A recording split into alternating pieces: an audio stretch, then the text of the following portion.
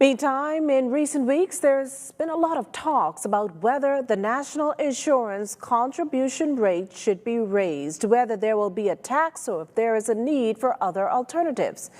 Well, leaving the public to choose for themselves was National Insurance Minister, the Honorable Miles Laroda, who today in the House of Assembly reiterated the fund's dire financial straits. Spewing numbers as far back as the year 1990, Laroda told House members that since 2016, the social safety net has not turned a profit, peaking in the year 2020, the height of the COVID-19 pandemic, when it took in $225.9 million, yet paid out a whopping $405.8 million.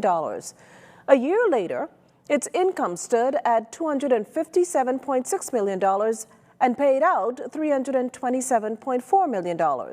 Last year, the fund pulled in $280.8 million and parted with $354.9 million.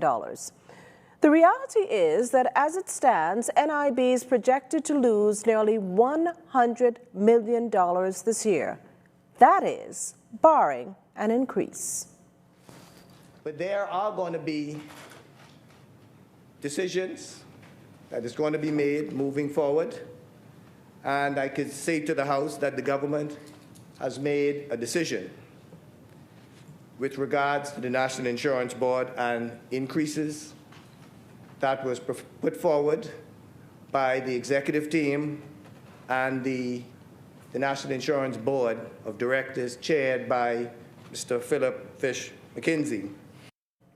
Now, Laroda says, as per the Prime Minister's advice, he has gotten bipartisan feedback from former NIB Chairman Anton Saunders, Patrick Ward, Algernon Cargill, as well as a former Cabinet Minister regarding the need for an increase in NIB contributions. The general consensus, the unsustainable numbers speak for themselves, and the Bahamas can no longer afford to kick the can down the road.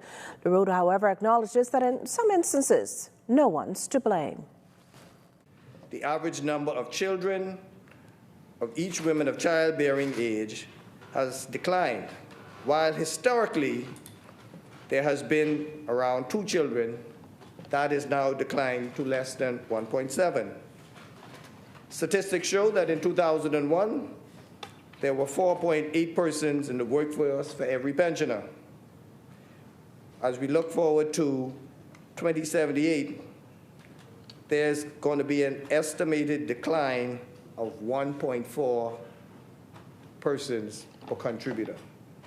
And so yet again, if immediate attention is not paid to this fact, those of us who were around at that time to collect, well, that may come, doomsday may come a lot quicker than that.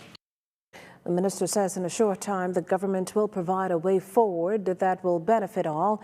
In the interim, the focus is on greater compliance.